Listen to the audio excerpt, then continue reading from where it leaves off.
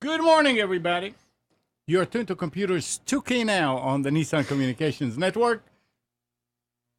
I'm Amnon, your host for the next few hours, with Nick right here in the studio with me. Hey, good morning. How are you? Good morning. And we have with us Mike. And I can't hear him. Now I can hear him. We have two mics. Get a mic. And Jorvik is here. Hello. And Spence is here. Good morning. And Steve is here. Good morning. Good morning. Okay. Our number is 919-518-9773. Computers 2K Voice on Skype. And this morning's show is being brought to you by Telestream's Wirecast software and sponsored by Tom Sinclair of Live Streaming Gear. All right. This is this was a real fun week. Yes. With doing different shows from here, starting with the Streaming Idiots, and now Nick is here. Nice. So, what's going on? Not much. I've been disconnected for the week. You had a haircut, haven't you? Who, me? No, Nick. I did get a haircut, yes. You did? I did. I do pay attention. I appreciate it. I had to get a haircut before I came down here. It's too hot in the south. It's the truth. I can tell. Well, fine. If you don't like my haircut, just say No, it. I love your hair. No, you're full of it. I need a haircut. That's the problem. I really do need a haircut. So no, I've been kind of disconnected this week. I've been spending some time online, but I haven't read my email in 4 or 5 days. Hopefully, nobody important has emailed me. But I don't know what's going. Because you're on XP down there. Yes, only Amnon. There actually, we go. Amnon actually destroyed my laptop when I walked in the door. He just knocked it out of my hand and said, "If it's not XP, it's not allowed There we here." go. It's the truth. How many pieces is it in? At least 6 pieces. Oh boy. Will you be able to fix it, Spence? I can come over after the show. Put it back together. Like I have crazy glue, caulk, Perfect. tape, foil tape. Yeah. So, Spence, you had a problem with XSplit. Well, I'm now- still not sure what is the real problem because it is working now. But let me give you the background. Last week's show, turned the machine on. Yeah, there were updates. There are always updates, right? You run the updates. I don't think it had anything to do with updates, at least not at this point. And could not get XSplit in and of itself worked. You could see the video, everything was cool. Yeah. The controls work, but as soon as I would open up the Google Hangout in Chrome, I would get on the configuration screen where you select your inputs, you select your video input, your microphone, your speaker, so on. As soon as you go to that, you click on video source, it would just flash as a black screen for a second and go away. Nothing. If I disabled XSplit and went right to the camera direct, it worked. So the camera was working. But if as soon as I used the camera through XSplit, I got nothing. So I played around with it. I didn't really have time this week to diagnose it. So this morning early, I was working on it. And the first thing I tried was, all right, let me see if I get Skype to work with XSplit video. It worked. No issues. So then I said, well, let me try a different browser. So I used Internet Explorer, loaded the Chrome plugin, and it did not work. Then I said, well, let me try switching cameras. So I just connected the Logitech camera, plugged in the Microsoft camera, which I'm using now. It works. So it's still one of those things where I haven't gotten down to the common denominator yet as to what's really happening. I always had problems with XSplit. It was really great. Probably 4 or 5 years ago, before OBS and all that stuff took off. But I don't know what they did to their software because it became a real pain to use. I loaded an older version. This one's over 1.5 years old. Yeah. I decided not to go with the very latest one because, well, maybe that's my problem. Well, it's the same behavior. But I don't understand. You're saying that it was working with it was working okay with Skype. Explorer and with Skype, but then you tried to change the camera. No, it was working. Yes, it was working okay with Skype with the Logitech camera. And And how about working- Explorer? It did not. It did not work with Internet Explorer with Oh, the okay. Logitech I camera. thought you said it was. Okay. No, it did not. I changed cameras and it worked. Interesting. So I could have a video driver. I mean, I have the new video card. I have not updated the driver since I installed it. Nothing else really changed. I haven't updated XSplit in a while. And now I'm back to an older version. It's working, but it still has the same problem. I'll figure it out. All right. Well, I just buy a new machine. yeah. Uh-huh. Yeah, there you go. So I'm going to try it. I'm going to go ahead and load this environment on a different machine and see if something, maybe it's Chrome. Maybe something happened in Chrome. Maybe something happened. No, it's an I'm not update. sure. Maybe it's those updates to Windows that happened last week. It could. No, but well, that was last week. Last week you had a problem too. yes, before I the don't know. update came out. Interesting. I might try backing off video drivers and things like that and see if there's any changes. Oh, if you're not aware of, you probably heard of and seen promos for Windows 10 Creators Edition that's coming out, the new feature edition. Mhm. Full creators. Oh boy. Make sure you go in and turn it off because it's going to be delivered to your machine without you asking. Well, you see, that's the problem again. Turn it off is the problem that why so many machines got hit with the ransom. Absolutely. It's because we turn off the updates and we forget to turn it back on when the Well, time this comes. is not a security update. This is a feature update. They're trying to get people, they call Creators Edition because they're trying to go for people who want to use Windows 10 as a creative venue for artists and photographers and so on, as people that create content. They're pushing it now as a platform for creating multimedia content. And so that's why they're coming out. It is not intended for the average Office user. It's not targeting them. So I guess my question is, will they keep the regular version of Windows 10 up to date? And the answer is probably no, which means you have no choice. Saying Creators Edition, they're saying is a trial for people who want to try it, but I think it's going to be pushed out. So how do you turn this off then? Or not? So How- that's going to be. It's Nick going to be says, how do you interesting. turn it off? Oh, you go into. Let me I backtrack. thought that there is no way in Windows 10 to turn off. That's what I Auto thought as updates. well. Yeah, there is. If you go into Update and Security, and you go to Oh, yeah, they give you 3 days and 3 days and 3 days. Yeah. Advanced Options, there is one that says Defer Feature Updates. Oh, okay. So this is Feature, different. not future. Feature. Gotcha. All right. So then I guess I would recommend people do this then. Oh, So this, Until we know more about this, I would say do it. So you go into settings, go into updates and security, and then advanced options, defer feature updates. now, feature. so to be clear with this though, with the feature updates are like Spencer saying, those are the Windows 10 features. They aren't security updates and patches Right. and stuff like that. So Okay. you do, if you're using Windows 10, you still do not have the option to turn those updates off, as you shouldn't be able to. Right, the security. The security and stuff. all that. Yeah. Again, I mean that's why we have the problems we have right now. But with the feature update, that's every time I turn on my laptop, it asks me. I'll have to turn it off. I was going to update before I came down here, and I decided not to. So maybe it's a good thing I That's didn't. Very, very interesting that they are allowing you to do it, and that also, I wonder how bad it's going to be. As long as they keep calling and categorizing those out updates as feature, it'll work. But once one of those things slips in, Now, am I wrong with this, Spence? Do you know, is this what they're also calling Windows 10S? Or is this something completely different? No, 10S is the embedded technology for small like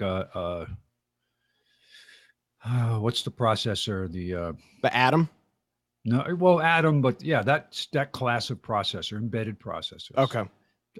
For tablets and so on. I saw an article this week somewhere, and the headline was "Do not update to Windows. Do not use Windows 10s." And I couldn't figure out what they were talking It's about. limited. It's Well, I made know it's for- limited, but I don't know. You would never update to Windows 10s. You would install Windows right. 10s for the first time. So Yeah. it seemed like it was an Good- awkward good article. point. It's their Chromebooks Yeah. operating system, killer operating system. The thing to go into opposition to Chromebooks. I bet you it's not a bad OS for, like, Amnon gave me a laptop here to use the chat and stuff on. I'm sure it'd be a great OS for something like that. Really limited, just a web browser. I mean, That's all a lot of people want, isn't it? Just to Absolutely. get onto the net and do email and surf around. I would install that on my grandparents' computer in a heartbeat. I mean, Right. talk about security issues. Get something like that installed. If you can't install any programs, you can't possibly break it. I think the S, well, they use S 3 times in the description: streamlined for security and superior performance. So I would guess that S, their thinking is streamlined. So it is a lighter weight, as Steve was saying, Chromebook-like OS. Yeah, Now, you they can did only specifically, install- they had to come up with support for other processors besides Intel, 386 type processors. So that with the ARM processors, things like that. This is what this is designed to support. And you among can other only things. install apps from the store, from the Windows To store. install apps, yes. You can't So it's install Windows programs, but you can only install apps. a crossover between the Windows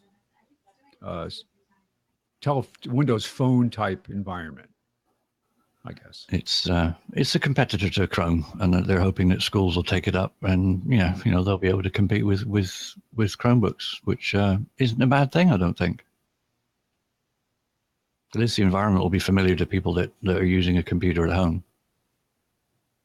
I really loved Chrome. It was probably 2 or 3 years ago. I loved Chrome OS. I remember I talked very highly of it on this show.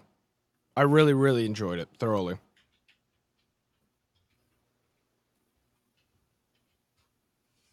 Did you all? I tried to build a Chromium book one time myself, and I just never finished it. Did you all hear about how much money those guys with the WannaCry made? I thought I heard 97,000. Huh? 97,000. Less Not a than $26,000. and they infected all those hundreds and Yep. hundreds of computers. Yeah. That's a fail. That's a huge They fail. said it was a fail. The story was that they used the NSA's worm that was on GitHub a couple that months was what they call top shelf. ago. Okay. Perfect. But then they used the ransom that was really shitty. That's how they put it in there. Interesting. So they were talking about, and this I don't exactly understand, is something about that they had all the payments going into 3 different wallets instead of having the payments go each to its own wallet. So people could actually now figure out how much money they made, Yeah. and they cannot tell who paid and who did not pay because Absolutely. you never know. There's money there, but who? Well, I paid you. Yeah. Prove that I didn't. So it's. They said that was a failure on their side. I'm not surprised. It seemed like it was this. The whole thing seemed like it was, in my opinion, pretty half-assed. Well, But it's just unbelievable that after all this and you make only this kind of money. I mean. hey, I mean, if somebody wants to send me $26,000 here, I'm not complaining. But No, but I still. know. Yeah, but you're causing all this for that amount of money, and they really think that it has something to do with North Korea. They Really? said that there was code that was shared. Yeah, but you know on what? this. Who knows? You know, with this, we saw with those NSA hacks that were released on GitHub a couple months ago that the NSA is developing, I guess you call it cyberware. They're developing it. They're throwing Russian comments and Russian ways of doing it, Right, and to- Chinese, and I mean, we love to play around with all these people. It's what we're professionals. We professionally go around and screw around with people. That's what we do. So And they are talking about that big companies like Microsoft and Google. Here it goes. Engadget's report about Microsoft's response to the massive WannaDecryptor ransomware attack. Company president Brad Smith has posted a response to that attack that roasts the NSA, CIA, and other intelligence agency for hogging security vulnerabilities instead of disclosing them to be fixed. There is an emerging pattern of these stockpiles leaking out, he says, and they cause widespread damage. When that happens, now he goes, say, as far as to liken it to a physical weapons leak, it is as if the U.S. military had some of its Tomahawk missiles stolen.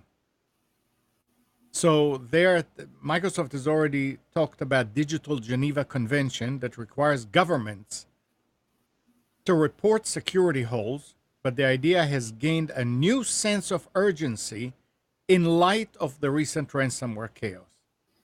While Microsoft makes its own efforts by rushing out patches and sharing concerns with other companies, it also chastises customers who could have closed the WannaCry hole 2 months earlier but didn't.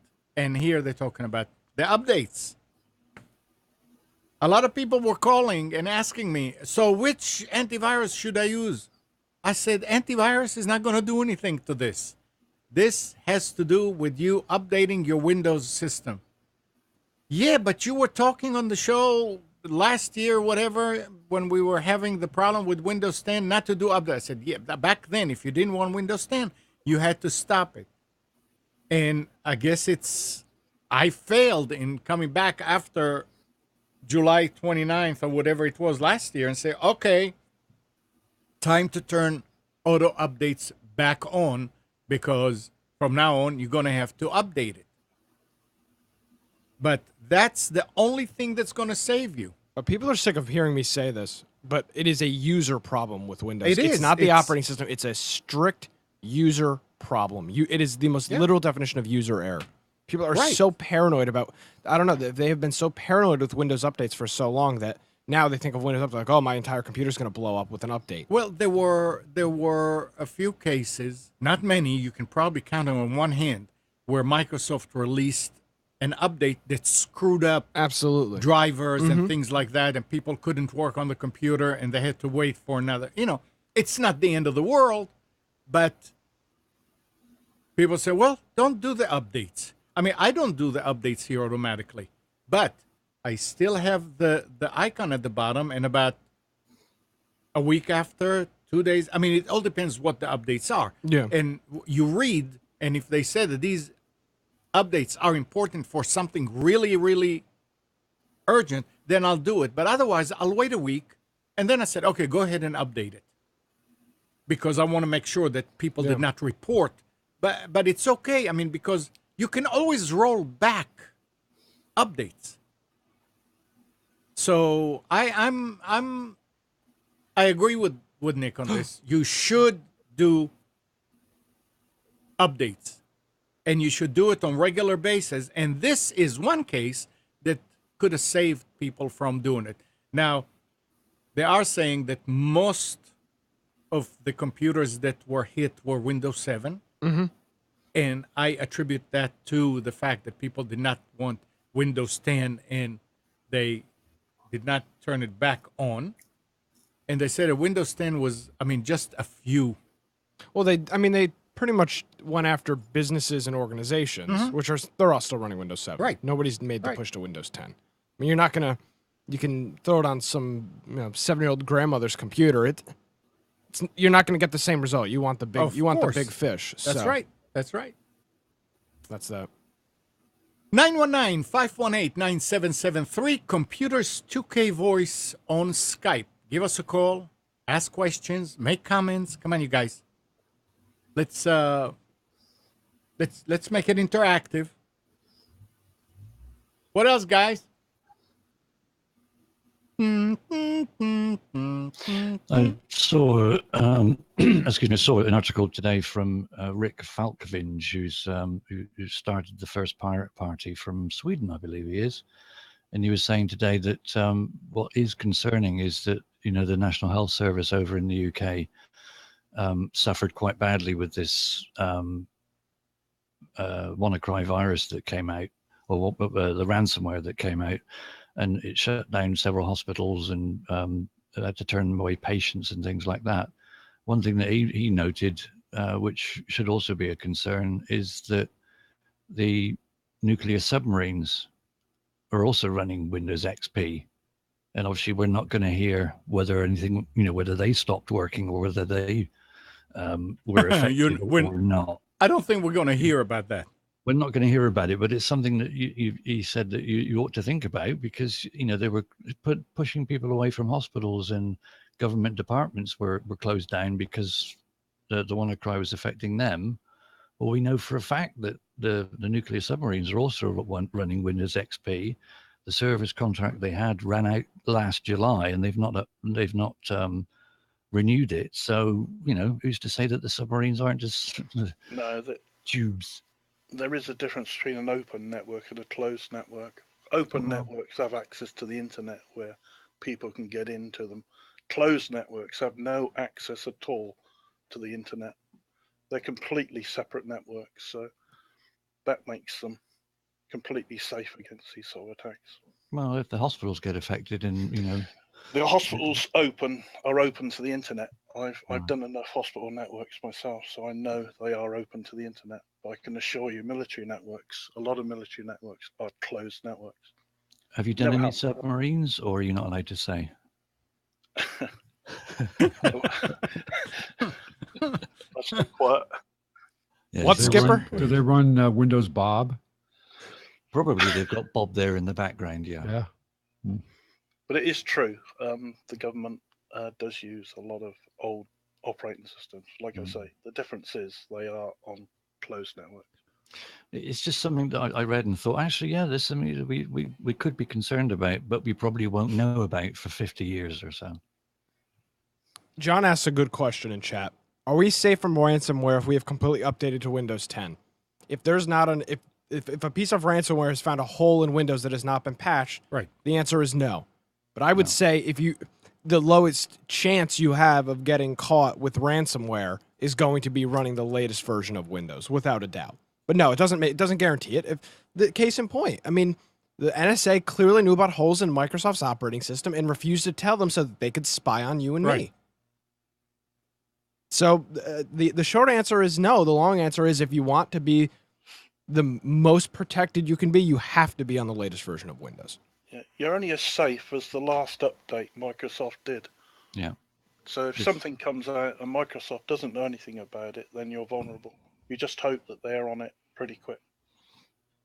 It's like my firewall in antivirus; it updates on average every couple of hours. So if they get in with a vulnerability after that last update, they've got 2 hours to attack.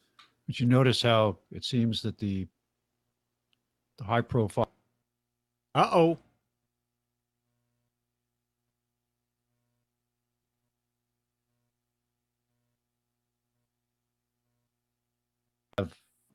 What was that? No, we're back. I don't want to hear that they updated me to 16. No, what happened to the live stream? Just dropped. No, live stream's fine. Same here. No, it's all right. Whatever. No, it was the Hangout. Oh, Yeah, Hangout the hung up. The Hangout flipped on. Yeah. Yeah, the Hangout reset itself. Yeah. I mean, not reset, it dropped. You didn't do your updates, Amnon. That's it. I'm wondering if it got updated to the 64-bit, and like they said they were going to do. I don't want to do Control-Alt-Delete now and find out. There was talk that it was something to do with North Korea, wasn't there? The ransomware? Yeah. Yeah, that's what Amnon was saying. Yeah. They're several, not. They're several not. countries were investigating it. They are not the sure. task went back to North Korea. No, but it no, won't. wait. They are not sure that it is North Korea, but it has the fingerprints and Yeah. something. Yeah, but- So again, but like Nick said a minute ago, when we were doing stuff, we could leave crumbs behind to make it point at somebody else. So who knows? Yep. It could be a false flag. We don't know. Yeah. That's a scary word. Don't use that. You're a loony bin if you use the word false flag. Oh yeah, that's right. But- Conspiracy theory. Either way, whoever did the reason I think if it was truly the North Korean government, I think it probably would have been a little more successful. I mean, whoever did this really did not plan this out at all. It was probably a couple of independent hackers. Yeah. I mean, unless the North Korean government is really that incompetent, which I guess is possible. They don't seem to be doing well with Inexperience. their missiles, do they? Yeah. So the story goes, owners of some Windows XP computers infected by the WannaCry ransomware may be able to decrypt their data without making the $300 to $600 payment demand, a research said Thursday. Adrien Gwinnett, a researcher with France-based Quarks Lab, has released software that he said allowed him to recover the secret decryption key required to restore an infected XP computer in his lab. The software has not yet been tested to see if it works reliably on luck. The point is that if you used XP and you got hit, maybe you have a chance to decrypt it. But there's a caveat. There's a caveat. Yeah, you have to have not restarted your restart- machine. If you reset your machine, it's gone. Invariably, you're bound to do that, aren't you? You get this ransomware come out, you think, oh, I'm going to switch off and switch on and see if it's still there. Right. You Well, always do that. There'll be 1% of people that think, no, I'm not switching it off. That's a fact. Yep. Oh, well. But it's Anyway, it's as you say, they failed. They could have done a much, much, much better job had they gone and spoken to Nick. Yeah. If you need some ransomware installed, I'm the guy. So anybody that is looking for a job on the net, Yes. Oh, okay. Steve's not interested. in a few weeks, Google will begin to recognize when U.S. users, that's for U.S. users, are typing job search queries into Google search and will then highlight jobs that match the query. However, Google is not necessarily taking on traditional job search service providers with this launch. Instead, it's partnering with them. The company said that Google for Jobs, it's going to be like a service. Google for Jobs will initially partner with LinkedIn, Facebook, Career Builder, Monster, Glassdoor, and other services. Those are the big boys. The search engine will have a number of tools that will help you find the right jobs for you. For example, you'll be able to filter jobs by location, title, category, or type, date posted, or whether it's full or part-time, among other things. It will also show applicants things like commute time to help them figure out if the job is too far away to consider. What makes the service interesting is that it's leveraging Google's machine learning smarts to understand how job titles are related and cluster them together. That's going to help a lot of people. And it's a nice service. I've always done some very basic job searching throughout college to see if there's anything available. Those sites like Glassdoor, they're such a pain to use. Because all of the posts, it's no different than a search engine. The top posts are sponsored companies that are paying more to be on the top. I didn't find those sites very useful. Oh. But you know what? That commute time is interesting. I've learned that being in Raleigh for the week, commute time is interesting. You have to give yourself more time than it may take, and that's a valid point.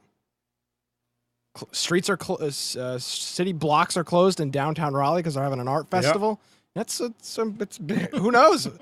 What's weird down here? Nick likes it down here. I do. I very do. I very do much like it down. Very nice. Very nice here. Yep. What else? I've got something. Yeah. So we've talked about net neutrality for a while. All right. Back and forth, back and forth. Yes, no, yes, no. So the whole idea with net neutrality, for anybody that hasn't followed it, is that it's an open internet. No company, no government, no organization will be able to pay to get any type of premium access to the internet.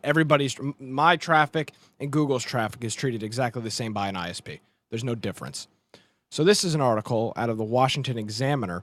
There was a net neutrality rally at the FBI, or at the FCC earlier this week. And you would think, oh, okay, great. These people are protesting open internet, right? We don't want anybody to be censored, right? Unless you're a conservative website like Breitbart or Drudge, in which there's people standing outside of this with their faces covered, saying, "Stop online hate, ban Breitbart, ban Drudge, ban Infowars." I mean, good Lord! Well, I mean, you've got to be kidding me with these people. Decide what you want. I mean, do you want open internet? Now, here's the thing. If you want those sites banned, then you should be opposed to net neutrality. You should want companies to be able to smother Infowars and Breitbart and Drudge. Mm-hmm. But you can't be for it and then say you want to ban stuff you don't agree with. It's a spitting example of hypocrisy. Yeah, that's the hypocrisy. Yeah, so... And I'll bet you that they don't realize that they're doing it. Oh, absolutely not. They think that they're doing the Lord's work out there, standing up for the Americans. But it's just, I don't know. Who knows? I don't know.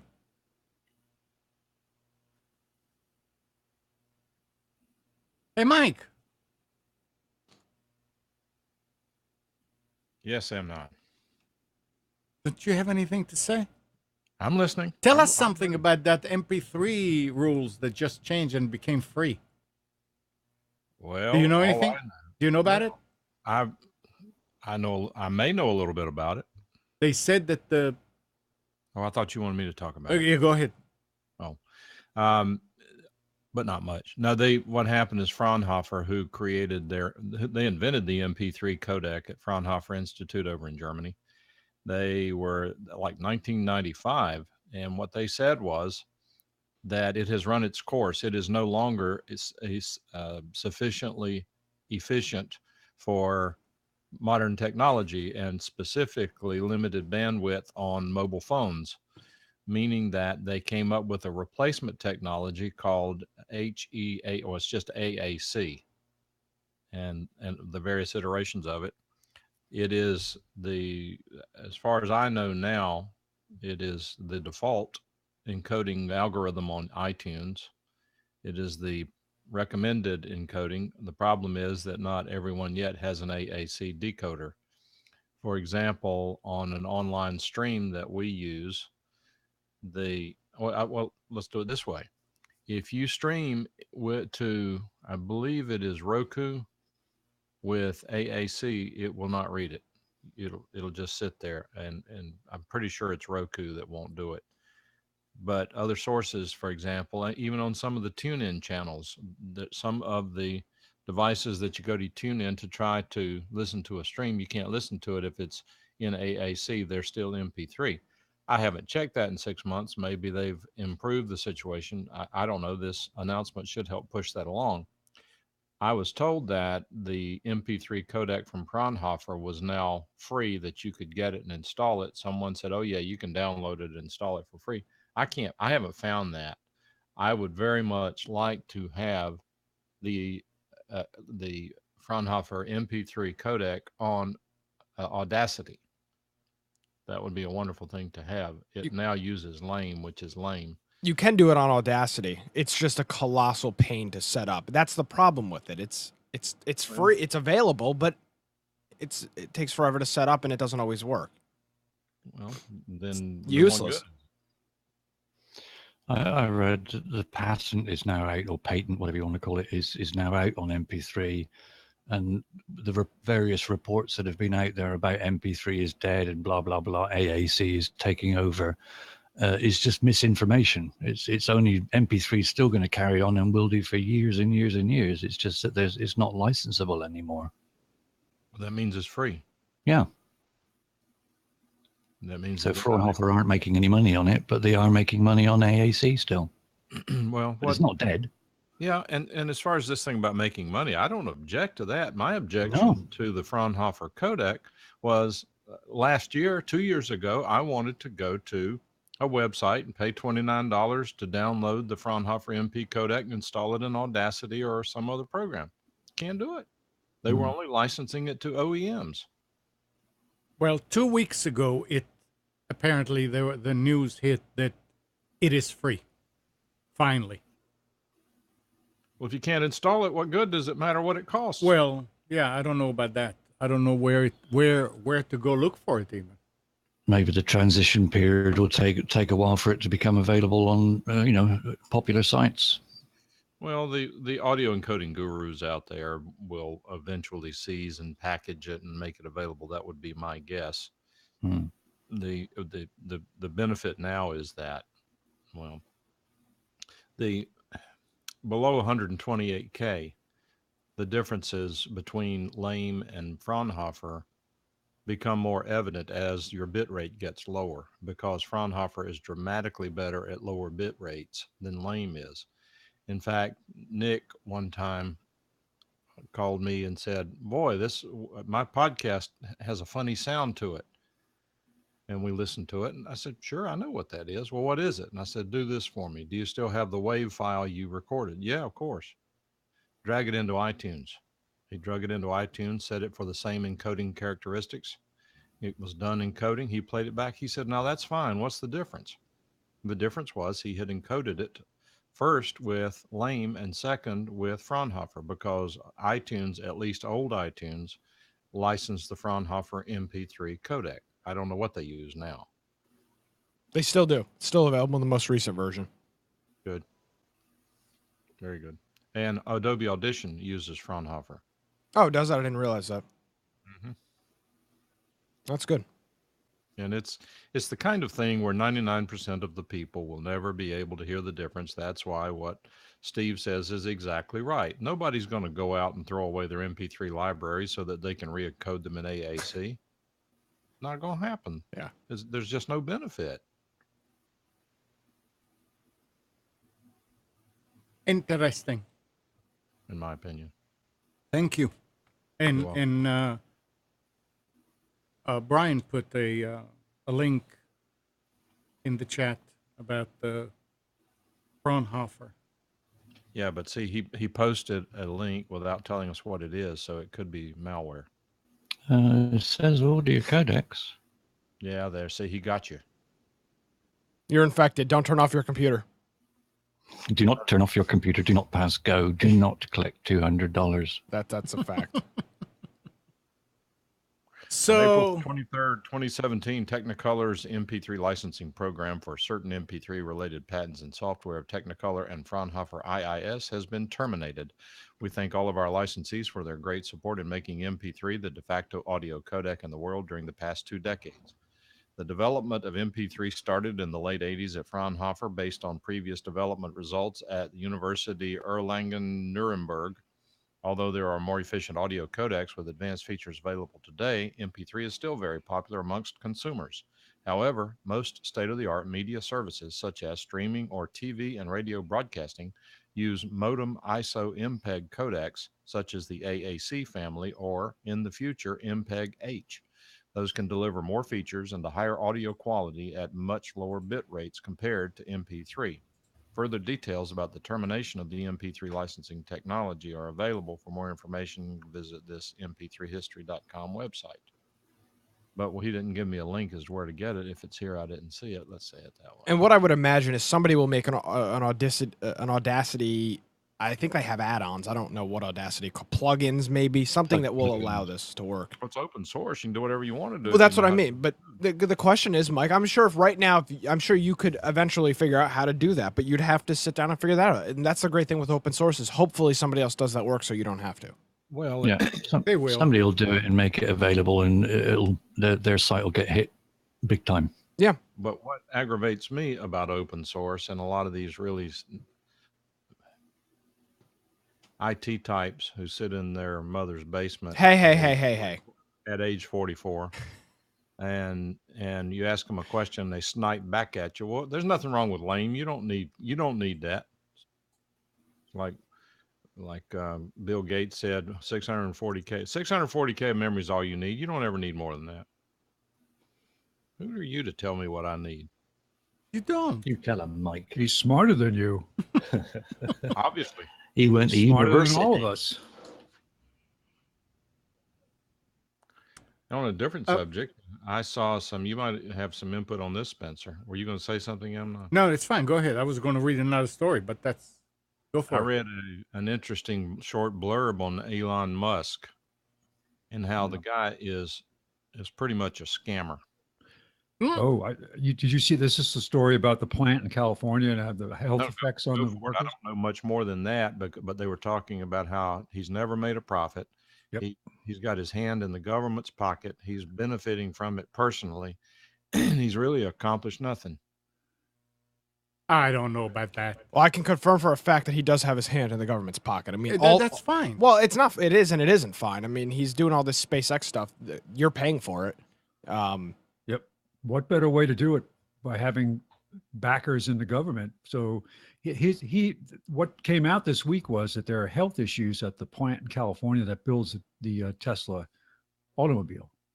And guys are dropping on the job and they're working really hard. So his excuse was that what he said was, well, we've never made a profit. So we're like a startup where everybody has to work really hard. So that's why we have all these health issues, because people are working really hard. Like, what? That's your excuse? You live in the lifestyle of a billionaire and you haven't made any money, and you got workers who are literally putting their health at risk, and that's what you fall back on as an excuse? I don't think startups are sending rockets to the moon.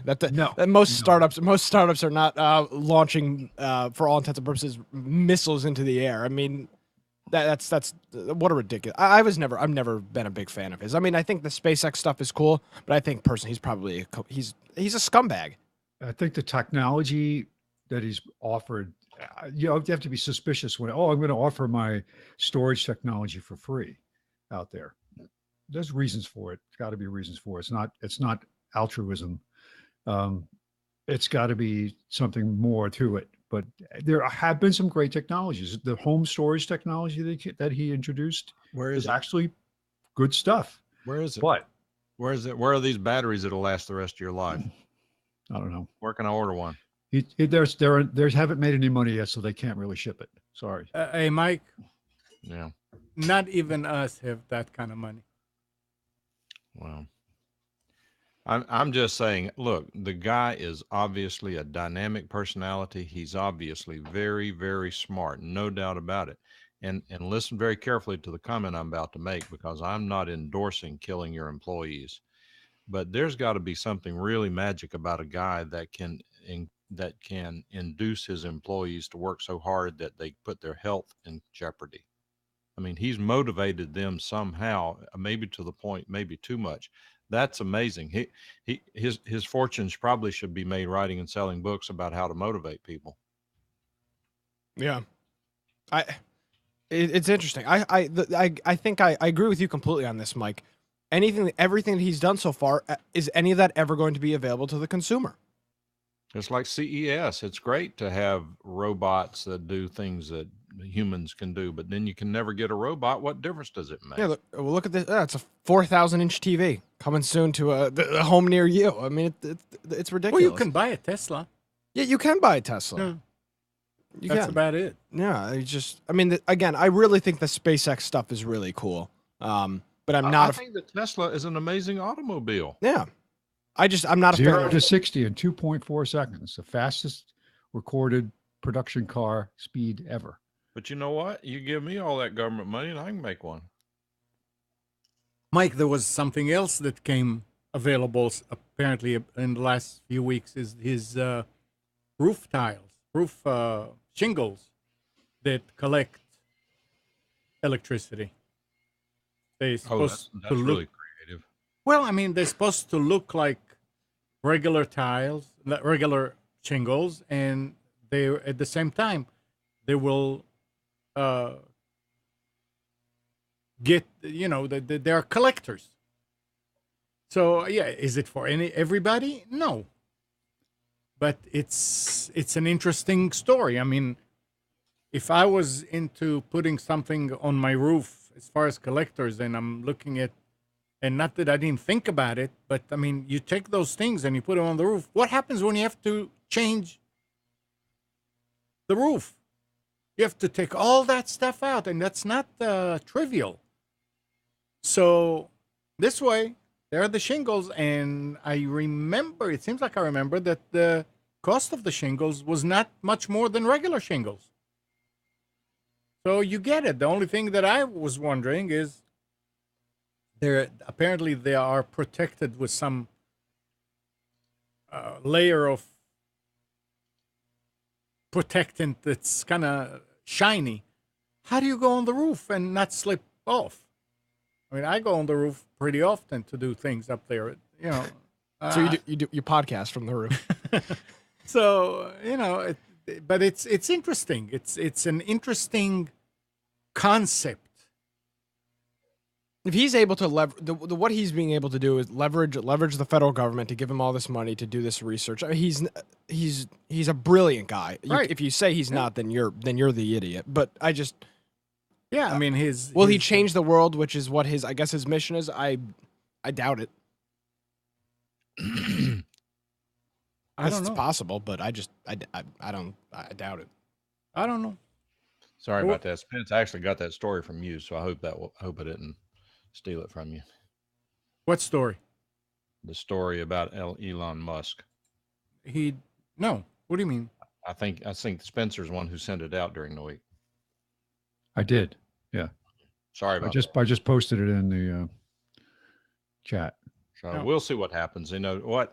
Let's cut off the government funds and then watch him work. And then he will be a genuine hero. Well, I'm not sure that the government is giving him money, but They are. he's Billions doing of dollars, Amnon. Billions. Really? Billions of dollars. I mean, as in grants. Yes. Grants, subsidies, loans. I mean, go look at solar. The only reason solar is even somewhat feasible today is because the government has totally subsidized it. Solar, What a perfect transition. no, They, but they went out of their way to support these startup solar companies to the tune. What was the biggest fire failure? It was like 600 million. Solyndra, I think that was something. Solar City was the one That was Obama. Oh no, it was the government subsidizing these companies, and once you were in, you were in. It didn't matter whether you produced anything. It didn't matter whether you were profitable. It's just you had the money coming in, and no questions asked because you were in the club. And again, I'm not trying to get into a political discussion with this, but it's an interesting point. It is. Can revolutionary things that could potentially change the world, can those be done without billions of dollars from the federal government? I think it's a valid question. Let me comment on that. All right. If the government can make an investment, a broad-based investment that will benefit society that would not otherwise be done, I'm not totally against government investment. And I'll give you a case in point. The problems with new drug development have gotten to be so expensive that if the government money through NIH is not invested in some research, there are many drugs that our kids will not have. I mean, it's just not going to happen, because I happen to have heard insiders, and there are plenty of people in the RTP, I think, who would verify what I'm saying, that the drug companies are in trouble. One big drug company just lost a major patent battle on its biggest drug. I don't remember which one it is, but it's one you see on TV all the time. And a lot of these drug companies are in an absolute panic for survival, because they're not coming up with new drugs. Now, having said that, that's just the first half of the equation. The second half of the equation is if the government is going to spend money on research, on development, on subsidies, it has to be done in a legal, ethical, and honest manner. And the government doesn't understand any of those. The issue is that we can't take those millions and put it in one person's pocket. We can't take that money and just throw it out in the ocean and hope that it raises the level by 2 or 3 inches. We'll get global warming to do that. It's just the system is broken. The concept of doing what is going to benefit all of society is not a bad idea, but to do it the way it's doing, where you give Solyndra told the government, said, you know what, we've gotten all these government grants, but we need $540 million and we're going to go out of business. But you know what, even if we get the money, we're still going to go out of business in 3 months. The government gives them the money, they go out of business in 3 months. Pure scam. Here's another story you might find interesting. It's a little long. I'm going to read it because I think it's good for discussion. A wind turbine's blade tipped over and crushed a truck on a German highway Tuesday morning after a truck transporting the massive blade was involved in an accident.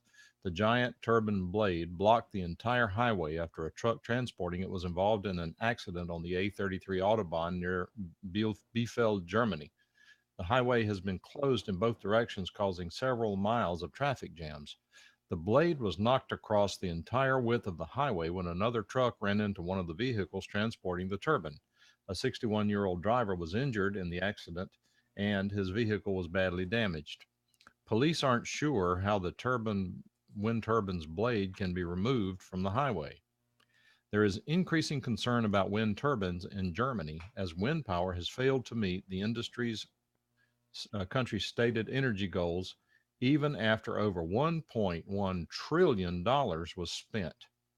The country's energy plan to boost wind and solar production to fight global warming hasn't significantly reduced CO2 emissions and may have actually caused them to go up. As a result of green energy's rampant unreliability, Germany plans to cap the total amount of wind energy to 40 to 45% of national capacity. Germany will get rid of 6,000 megawatts of wind power capacity by 2019. The country's trendy and ineffective energy policy already forced payments to wind farms in the amount of $548 million last year to switch off, which prevented additional damage to the electric grid. And according to a survey of power companies by the German newspaper. Get this. Here's the point. Here's the payoff line. All of Germany's subsidies and support for green energy have sharply increased power prices, with the average German paying 39 cents per kilowatt hour for electricity. The average American only spends 10.4 cents per kilowatt hour by comparison. But they're virtue signaling. They're saving the world, so it makes it so important. That's a good point. Wait, except the global warming went up. Wait, hold it. Jorvik, Yep. you want to tell us about wind generation in the UK? It's all over the place. It's both. The largest wind farms are offshore. They're actually just off the coast. But I live in an area where there's an enormous amount of wind turbines. It's big business here. There's a plant in Hull, Siemens, that actually makes the blades. That's that blade I showed you in Hull. Remember the pictures? I mean, it seems like it really seems like it's all over the place in the UK, and they're not. Did you see the news story out of the UK this week about About- the new wind farm that they're introducing? No. They switched Yeah, it on Liverpool. today. Is it The today? world's largest wind farm. It was turned on today. Yeah. Steve, do you have more details on it? Only from what I read earlier, it's just off of Liverpool. Okay. It's made by, it's actually produced by Dong Industries, and it's the world's largest wind farm.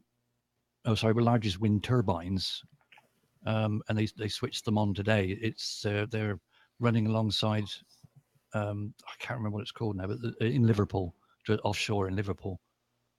Apparently, Okay, they reckon that one turn of the blade would power an average home for 29 hours. Wow.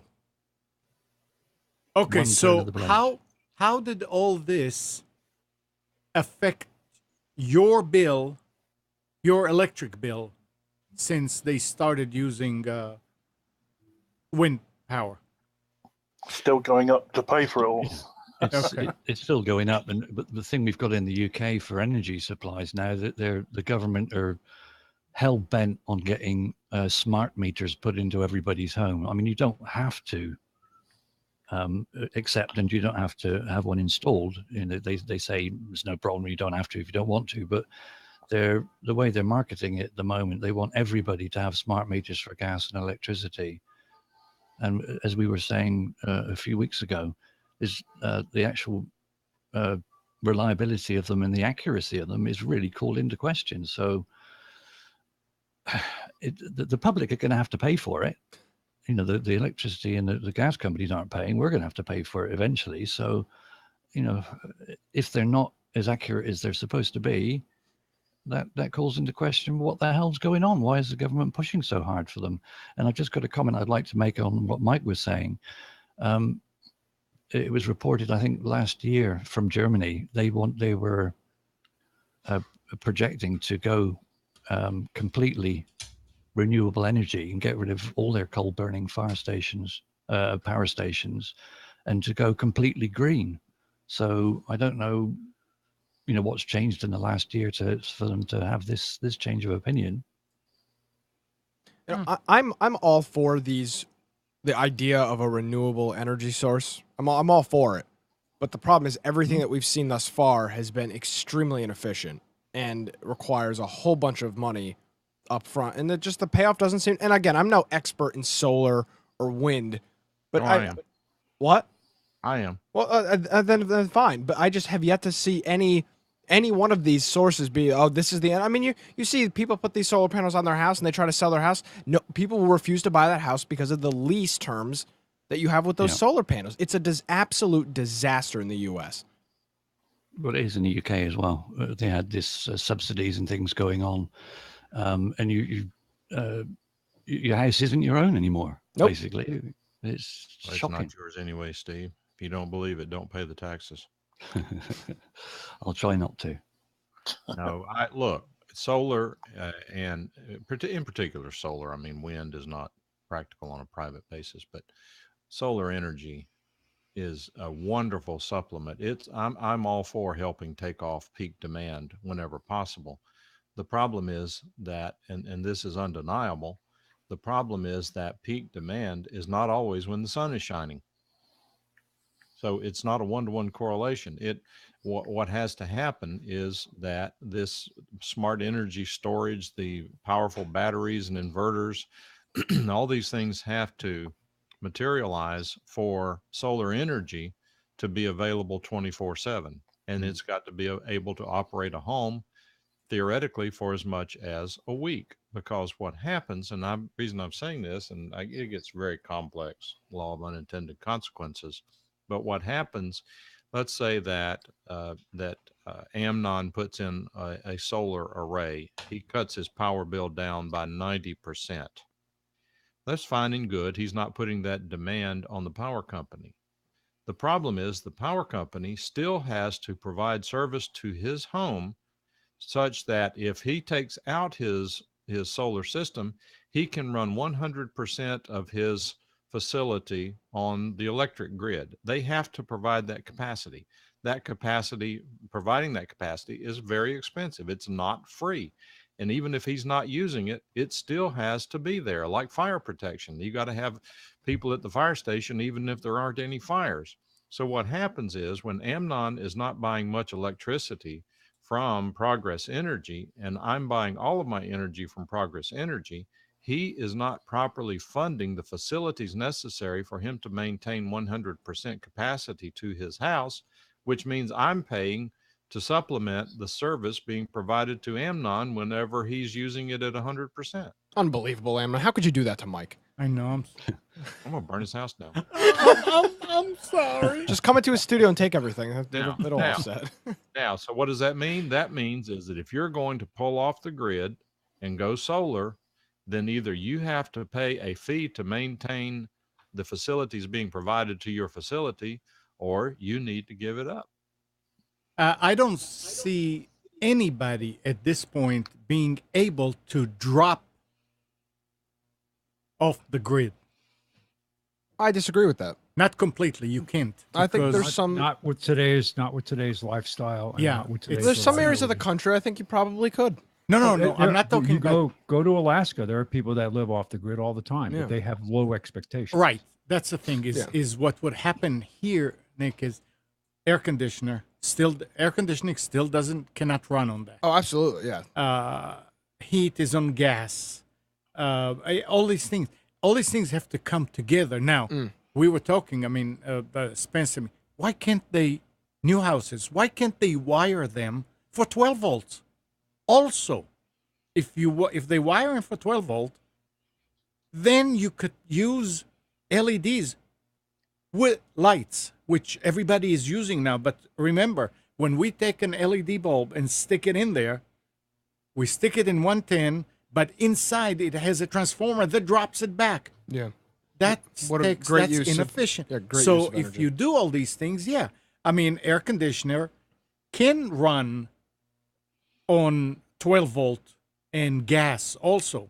I remember the trailer that we had, travel trailer, that we could drive down the road and the refrigerator, the freezer would still work, and it worked on gas. You can adapt it and make it work for an air conditioner. So all these things have to go together, and then you can drop out. But Mike is absolutely right. Again, You have to have that backup. You have to. Yeah. Well, so for example, I think I was having this conversation with Sean a couple months ago. We were talking about solar, and he said, "Oh, well, you know what? Why don't people have solar up there?" And I just went on Google and I typed in, if you type in Google like solar efficiency or something, it will take your address if you're logged into your Google account and tell you how much you'd make.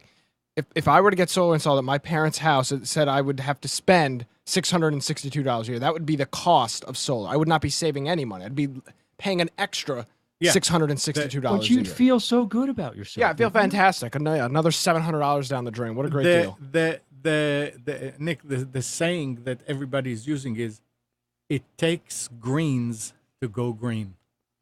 It's a It fact. takes a lot of money these days. It's going to take some time before it's going to become a viable solution for your average person. The only way I see it ever becoming viable is if people can buy it outright at a Right. decent cost. Yeah. Because what you have now is people signing 40-year leases with these solar companies who they may not even be around in 10 years or 5 years. True. We're seeing all these companies say, "Oh, we're not providing service anymore." And now when you replace your roof, you've got to get all these solar panels removed. Yeah. It's a real disaster. It is. That's the thing is you have to. A lot of things have to change before it becomes viable. This is now, and we'll see. I listened to a great podcast. It was probably a year and a half ago. I actually saved it on my phone. It was so good.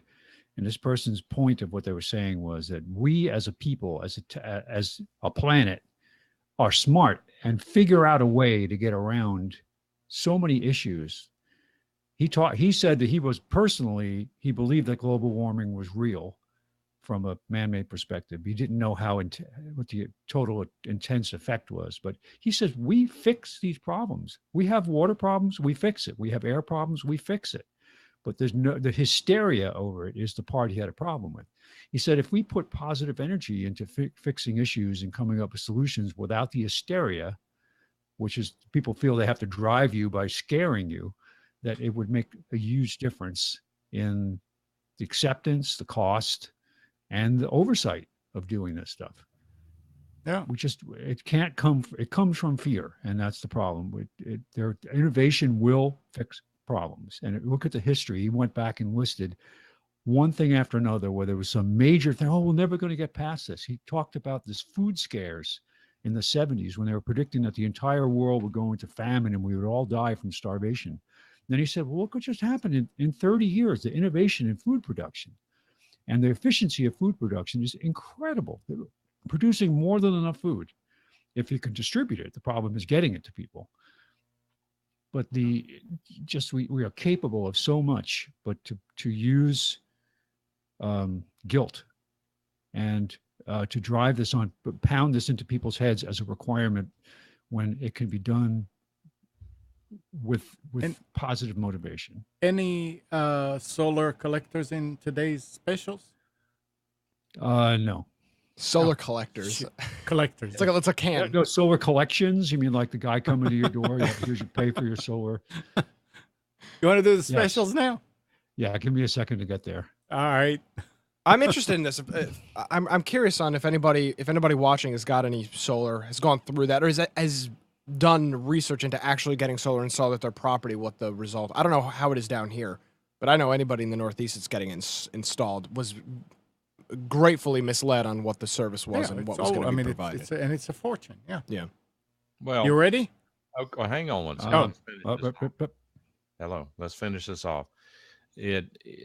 As time moves on, the technology is improving. Some of the prices are dropping, and solar energy does become more useful, more available, more beneficial as supplemental energy. What has to happen is we have to cross the barrier from supplemental to primary. That's when the game changes. We are not there yet, and we are not close yet. The question is, should the government be funding that transition? And if they say, well, yeah, because it reduces our reliance on fossil fuels. Well, guess what? Fossil fuel is a renewable source. Sure, it takes a long time, but we've got enough to last us until we run out of it, until the new reserves are available. So people say save trees. Why save trees? It's a crop. Do you go out and say save corn and not eat corn on the cob? Do you not eat green beans and vegetables and lettuce and apples and pears because it's you're killing apples? No, I don't like because apples. it's a replenishable That's crop. a good point. And I don't like apples, Mike. Okay, then it doesn't apply to Nick. Nick, where you live, upstate New York, and all of upstate New York has more trees now than it did in 1900. That's Back that's then, triggering every me. Stop. valuable piece of land was farmed. You triggered him. I Spence. refuse to believe that as fact. Oh, it's a fact. Thanks to global warming. Back in 1900, do you ever walk through the woods and notice how all these stone fences appear in the woods? No, I stay inside. Oh, okay. Well, it's because they cleared all that land for farming, and it's all the forests have come back from up. Another story up in Alaska, Fairbanks, Alaska, was clear cut. All of the wood was clear cut almost 20 miles in a circle outside of town to fuel riverboats because they ran on wood-powered steam engines. Well, now you drive through there, it's all forest. It's all came back because they stopped using the wood. Yeah. They switched to coal and to oil. So like Mike said, it's a crop. it is a crop. Now, there's something to say for old growth, but it will eventually be old growth again. It's All just okay. So you ready? I am ready. All And right. I put some interesting ads on the first page again. I thought you'd like this, Amnon. 64K of memory for $14.95. That's not $14.95. Wait. $1,495. So imagine Wow. isn't that something? A 10 megabyte computer system for only $59.95. Do you have the coupon? Yes, you can use it. You can use it. A 10 megabit hard disk you've been waiting for $3,398. Absolutely. remember. This is from when? Oh, I don't know. I just Googled computer ads, old computer ads. 10 I guess megabytes. it's from the 80s. I can remember my first 10 megabyte hard disk. It was a 5 1/4 inch. It was a huge, great lump. Yes. And it was way over £100. Yep. So today, unfortunately, Best Buy's website has been down, and I mean down. You go there, and it's suggesting, it says, you are obviously not using an up-to-date browser. Please download one of the following browsers. And I went back several times throughout the morning to try to get their page. It just was not usable back before between 7 and 9. So I couldn't do anything from Best Buy today. So Computers Took It Now specials for May 21st, 2017. The green circle with the O in it is Office Depot Office Max. The red circle with the S in it is Staples. Starting with laptops at Office Depot, we have an HP 15.6-inch i7 laptop for $499, $350 off the regular price. Bargain. HP 15-inch Intel Core i7 for $529. That's $120 off. Desktops, we've got a HP Slim Pentium processor. Now this is the quad core Pentium, the new one. $269, save $90 at Office Depot. Staples has a Core i7 8 gig desktop HP for $499. That's $150 off. Tablets, Microsoft Surface Pro 4. Amnon, get your checkbook out. Let's go get one. Core i5 $849, save $150. Office Depot. Samsung Galaxy Tab 7, 1.5 gig RAM, $119, save $30 at Staples. Networking. Going to talk about a couple of lower cost wireless routers. Both of them happen to be from Netgear today. Netgear N900. This is a popular router. I've actually worked on and installed several of these over the years. Know of people still using the same router. If you're looking for something as an add-on in your home, maybe not the principal router, or even if you just don't have, if you're using Uverse, for example, and you know that your DSL service is only 10 meg or 10 gig or 10 meg at most download speeds. Hey, this is going to work fine for you. So $49.99, $40 off the regular price for a Netgear N900. That's at Office Depot. Netgear AC 1750. This is also a dual band router. Both of these are dual band. It's $109, $20 off at Staples. Storage, Western Digital, USB 3.0, 1 gig portable hard drives, 15 off for $59 at Office Depot. A 5 terabyte portable Seagate backup drive for $139. That's 10 off at Staples. Accessories, we've got an APC 450 VA battery backup with $39.99. That's 10 off at Office Depot. A Logitech K360 wireless compact keyboard for $16.99, save $13 at Staples. Monitors, we've got a HP 20-inch LED at Office Depot for $84.99. That's $34 off. Staples has a Acer 23-inch for $99. That's $50 off.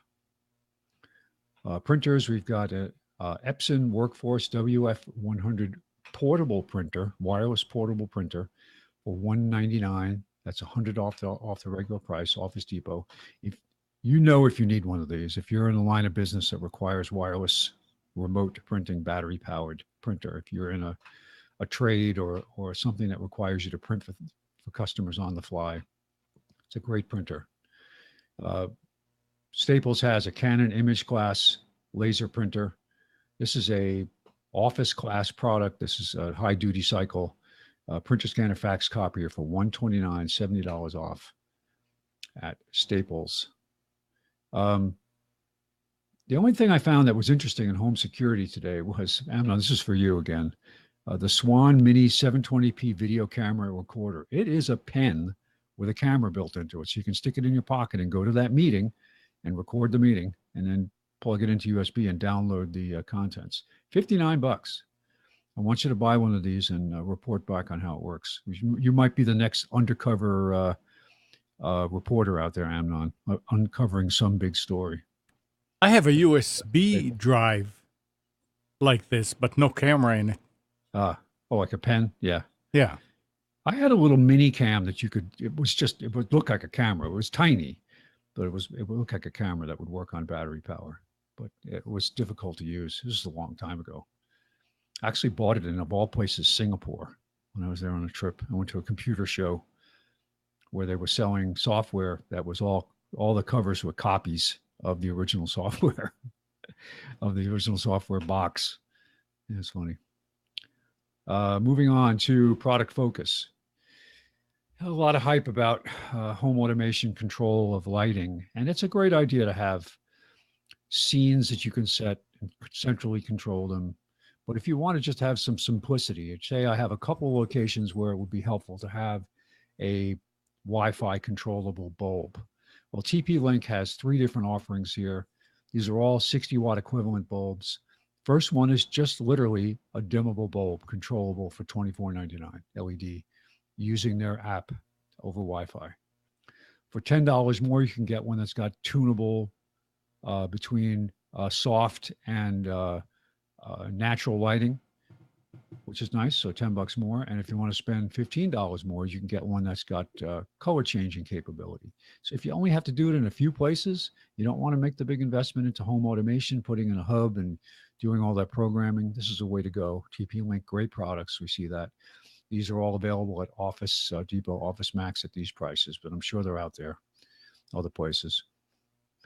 And then if you really want to get into it, this is an interesting product. This is a color changing spotlight as well as a Wi-Fi speaker. Now, where would you use this, you say? I'm not really sure, but it could be an interesting product if you have a area in the house where you want to have, I don't know, but where you do your yoga exercises. I'm trying to come up with a good place to put this. Bathroom, what do you think? possibly. A what? Bathroom, possibly. What are you laying maybe in the bath? But it's fascinating that it's got a Wi-Fi speaker in it as well as color changing remote at the same time. The form factor is a little difficult. I think it looks a little bit big. Just you have to be careful what kind of a fixture you put it into. But $99 for this AWOX boy, that's difficult. Streamlight color LED light bulb and Wi-Fi speaker. $99 at Office Depot. And that's it for today, May 21st. Thank you very much. It's funny, the picture on the front of the first page, it says IBM introduces the 5100 portable computer. On the front? On the very first page, there's an ad here. I didn't have this specific one. This was an updated version of their original portable computer, which is really an orange. I think this has an orange screen too, but it was an XT put into a carrying case with an orange screen. Yeah, a luggable. Luggable, yeah, it was luggable, all right.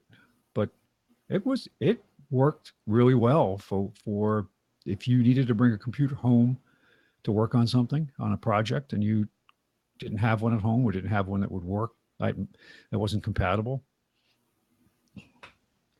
Yeah, I remember back then I actually built one out of wood. Out of wood? Put a yeah, I still have it up in the attic. It had a room to stick in a 9-inch composite orange monitor. It had an XT motherboard. It had 2 floppies. So the front of it just had cutouts, and it was big, but I could still carry it around, and hey, it worked. Then maybe one day I get it out of there. So if you had to tune, if you had to tune it up and adjust a feature on it, you had to get your saw out. Yep. 919-518-9773, Computers 2K Voice on Skype. So, have you heard how popular open floor plans are in current homes? How people are ripping houses apart, tearing down walls, putting in beams. You can't sell a house on HGTV fixer-upper shows unless it has granite countertops and open concept. First thing they do is tear the wall down. So, what do you think about that floor plan? It's okay if you do your research and don't go crazy with it. Okay. As I predicted when I first started seeing these things on these TV shows, it's a fad. Oh, yeah. And you're going to spend tens of thousands of dollars making your home open concept. And when the fad dies, you're going to spend tens of thousands of dollars putting up walls. Here's why. For decades, the open floor plan has been an accepted feature of a modern home. For many of us, it's hard to remember a time when it wasn't popular. But just because it's popular doesn't necessarily mean it's a good feature. In fact, an open floor plan just might be the most overrated feature in new construction and renovated homes. Here are just a few reasons why. Everything is a focal point. It's great for that stunning painting or for your Christmas tree, but bad for any sort of clutter. This type of disorganization that doesn't register in a smaller room draws the eye in a large open space. 2. Painting is a pain. Without the clear boundaries of walls, it's hard to paint a space. You can't just paint your kitchen a different color than the living room when it's all one area. Instead, you need to pick a color that'll work for your entire space. This means the job takes more thought, more time, and generally more money. You need more paint, after all. It's so inefficient. Number 3, not just from a wasted space perspective, but more from an energy perspective. It's just harder to keep a large space warm or cool. Number 4, a surprising lack of flexibility. You'll often discover that the only place you can put your sofa is smack in the middle of the room, and the TV can only be placed in the one short space of wall between windows. In bigger spaces, you might say you'll move around the furniture, but you probably won't. 5, art issues. Big problem for me. The big walls that result from the open floor plan tend to make a normal-sized portrait or photo look diminutive. It's hard for me to say. Number 6, lack of privacy. Sometimes you just want to flop on the sofa with a book and not be bothered.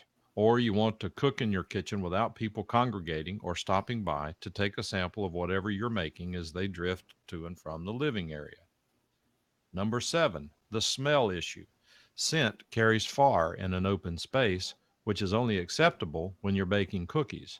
That freshly made salmon will linger on an aroma for ages in every area of your living area. Number 8, the noise issue. Big, cavernous spaces can echo, especially when paired with the other house hunters' standard hardwood floors. Sure, you can add a few rugs, but it's a bit like putting a dishcloth over a trumpet, an ineffective means to control inevitable noise. Overall, I'm hoping that my tiny home trend inspires a renaissance of smaller spaces, but also a reconsideration of how we use the space we live in. It's one thing to want a room to fit a few functions. It's another when you're arbitrarily knocking down walls because it's trendy. But because once you go to open floor plan, it's very difficult to go back. Now, I will say that I disagree with part of that. Once you have and you would, I think, agree with this, Spencer, once you have the self-supporting walls such that you can have the open spaces, when all you have to do is put in decorative walls, it's not as hard as building a house when you have to put in load-bearing walls. So decoratively you can do it, but you're going to sit there and you're going to screw up your floors. You're going to have to really have engineering done. You got to get permits. You got to get a qualified builder. It's not a trivial process. Really? Something else to consider is that wall that you take down might have a lot of electrical in it. That you're going to have to relocate switches that are there that, well, where do I put this switch? How do I move it? Outlets that you no longer have. So there's lots to take into consideration. If you're lucky enough to have a wall that's not load bearing, it doesn't mean that there aren't still plumbing and other things running through it. Water supply, you don't know. So boy, on TV, I always love it when the budget for this house to do this is $20,000. And then they open up the wall and they say, crap, we've got 5 different utilities running through here. The price just doubled. Tripled. It's like, it's worth it to cut a little hole in the wall to look first. Well, let me disabuse you of that. Go ahead with don't go. One of the worst pet peeves I have with these shows is the sledgehammer routine. Oh, let's take this wall down with a sledgehammer. It's like, idiot, no. Cut it out with a oscillating tool. So if you need to put it back, you can. And it's not a big disaster. They already know. Oh, I'm sure they already know. But they make that's the point is the average user and watcher of the show doesn't know this. Right. So, it's going to be great. Yep. They'll go get a sledgehammer and start doing it. And they haven't done the research you're talking about and the research that these shows have already done. the one that gets me, and I love watching these shows. I love watching home renovation stuff. To me, it's fascinating. I mean, we live in houses all our lives. It would be nice to know how to do something with them.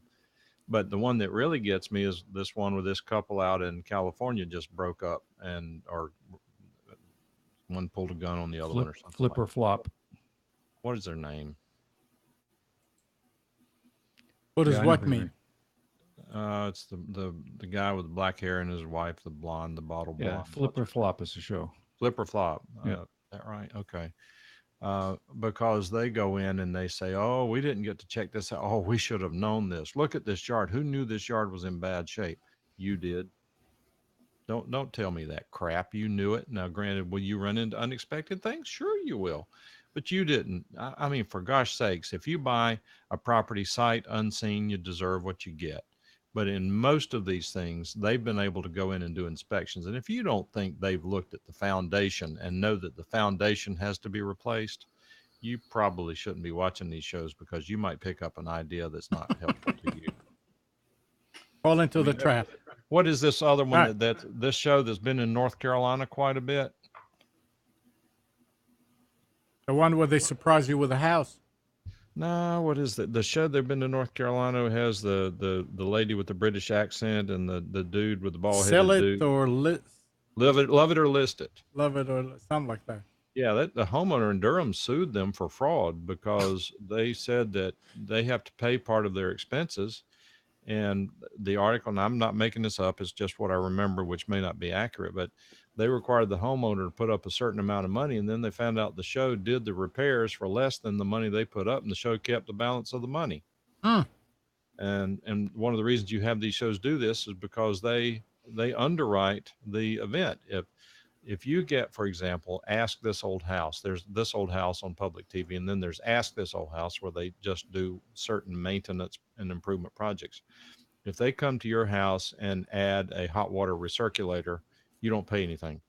They bring it to you. If you add a light fixture in your entryway that you press a button and it drops the light fixture down 10, 15 feet so that you can clean it and change the bulb, they do that for free.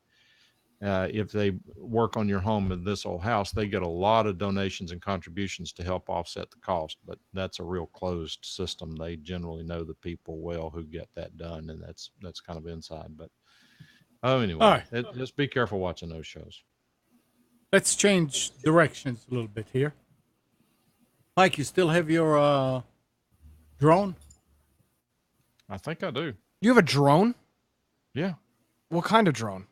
I don't know. You can look at it when you get back. Is it a DJI? I don't know. Oh man, I could have been flying the drone all day. He's got a drone of his own. Oh man. So anyway, a federal appeal court on Friday struck down a federal rule that required owners of recreational drones and other model aircraft to register the device with the Federal Aviation Administration.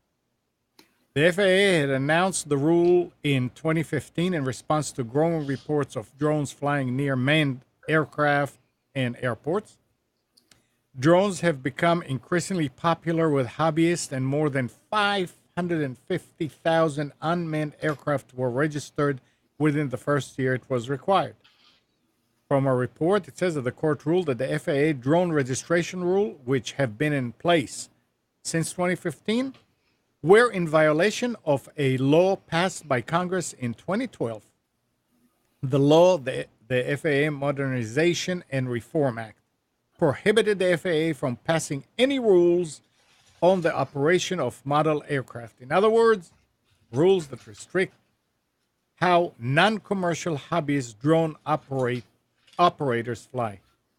Now, if a person buys a new drone to fly for fun, they no longer have to register the aircraft with the FAA.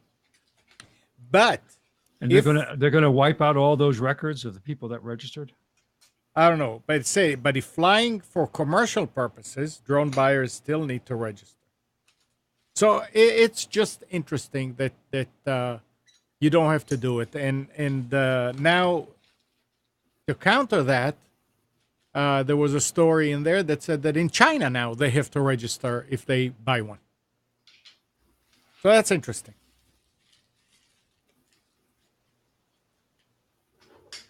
And I don't think anybody here uses Netflix, do they? I mean, from time to time. Well, last week, Netflix app started showing up as incompatible on the Play Store for rooted and unlocked Android devices. Uh-oh. However, the app itself continues to work fine, leading some to think it could have been an accident. However, Netflix has now confirmed to blog Android Police that blocking modified devices from downloading the app was intentional. This is the full statement here. It says, with our latest 5.0 release, we now fully rely on the Widevine DRM provided by Google. Therefore, many devices that are not Google certified or have been altered would no longer work with our latest app, and those users will no longer see the Netflix app in the Play Store. I know a lot of people that have unlocked, rooted phones. I mean, that's the thing to get today, so you can hop from provider to provider and do what you want to do with it, since it's the law now, right? That nobody, I mean, you have the right to do that. Yeah, I mean, it's still a pain, but I think, I mean, they have to let you do it. But now, Netflix is not going to allow you to get into. Well, no, they will. It just is on the phone. Well, they will. It's just not officially supported. So if you have a problem, isn't that what? No. It says that Read the with first the line latest app, those users will no longer see the Netflix app in the Play Store. Oh. If you have a rooted phone or unlocked, you're not even going to see it. It was marked as incompatible, and they said that the app continues to work fine. So so here's the good thing with Android, at least you can download the APK file from the internet, which will work. Well, you know, it's another reason not to go to Android if this is going to become the new norm. I mean, you have to, if you get an Android phone, you use it, you have to root it because your carrier won't provide you the updates. Samsung won't provide you the updates. You have to do it yourself. right. So now if these companies are going to start doing this stuff, why even bother? Stay with iOS. And I hate iOS, but I mean, that's I wonder ridiculous. if that's the same DRM that Google is using for YouTube. And Brian's saying, Worthless. and Brian's saying the whole point of this, of course, is because if you can root the phone, you'd be able to potentially download the videos. Which, I mean, I'm sure there's a way to do that, but that's the reason behind it. It's a security issue. Copyright issue, actually. I don't know. It seems to me like it's a pain. Oh, it is a pain. It's a colossal pain. Yeah.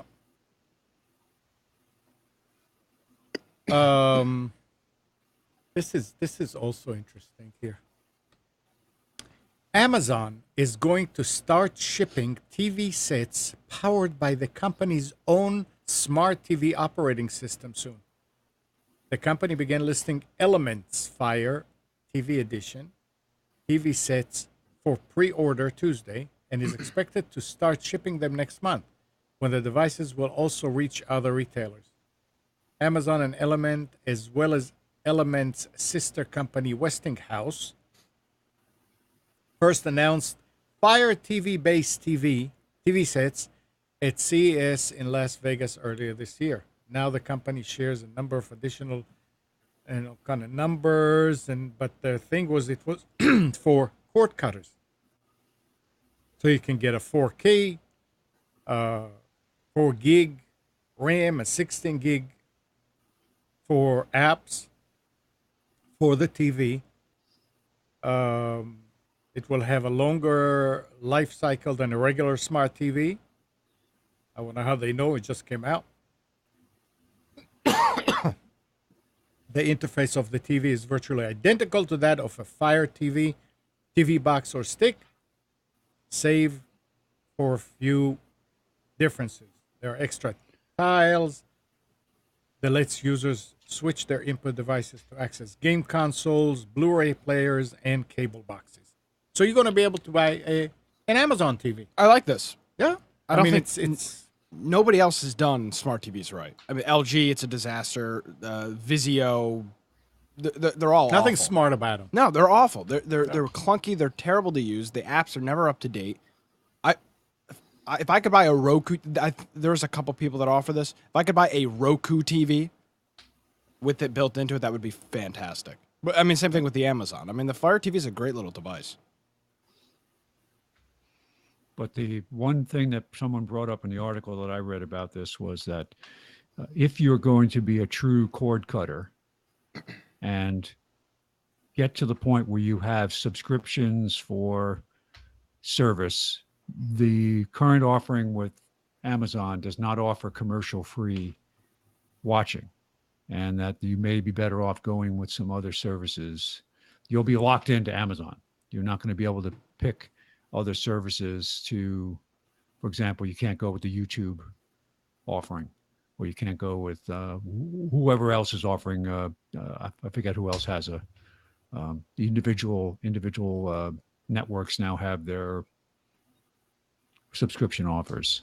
So they said the one drawback to this was that there was no DVR offering, and there was no, at least not from Amazon, and no commercial free offering. I think if anybody is going to do the cord cutting TV thing, it's going to be YouTube. Successfully. Well, they have the infrastructure to do it, that's for sure. They do, but they don't have the programming. And here's the problem: people want to spend, $22 a month to get 5,000 TV channels. YouTube can't afford to pay that licensing. So if you want those channels, you're going to pay $100 a month, like you are paying with cable. The first one to come out with true a la carte purchasing, to say you can pick your favorite 30 channels out of this list of 100 or 200, it's going to be the winner. Because I look at these lists and there's always something I don't want or I don't care about. I probably watch maybe 20 channels total. Fios does that. Probably of those, 5 are the ones I watch a lot. And I don't need 600 channels. So it's the first one to come out with an offering that really can, and it's all down to negotiation with these providers to get a good deal. The current system where you have a cable company negotiating with all these providers, and you're paying for all those channels every month, and they're all getting their money every month, even if you're not watching their content, that has got to go away. The problem is you'll lose all the low channels that hardly anybody watches, that are niche. They'll all be gone. The demand should be what decides it. It's just like Hollywood produces a couple of blockbusters to fund all their terrible art films. Yeah. That don't make any money, but win the Academy Awards, but they don't make any money. So it's that whole thing. It's like, wait a minute, what is the industry there for? Is it there for you to get a slap on your back, or is it there to actually make stuff that people want? All right. So, Nick, you went to college. You went to high school. I did go to high school. What scientific calculator did you have? TI-84. TI-84 Plus. So, if you took a math class at some point in the U.S., there is likely a bulky $100 calculator gathering dust somewhere in your closet. I think I lost it. Fast forward to today, and the Texas Instrument 84, or the TI 84 Plus, or the TI 89, or any of the other even more expensive hardware variants is quickly losing relevance. And this is from Engadget. And thanks to a new deal, they'll soon get a free option. Starting this spring, pupils in 14 U.S. states will be able to use the TI-like Desmos online calculator during standardized testing run by the Smarter Balanced Consortium. We think students shouldn't have to buy this old, underpowered device anymore. Desmos CEO Eli Lubarov said that the Desmos calculator will be embedded directly into the assessments, meaning students will have access during tests with no need for an external device. It'll also be available to students in grades 6 through 8 and high school throughout the year. The calculator is free to use and the company makes money by charging organizations to use it, according to Bloomberg. I used Desmos many times in college. From what I've heard, the reason why they don't let you use the actual calculator during tests is because you could store answers in it Allegedly. and cheat. I would never contemplate Yeah. that.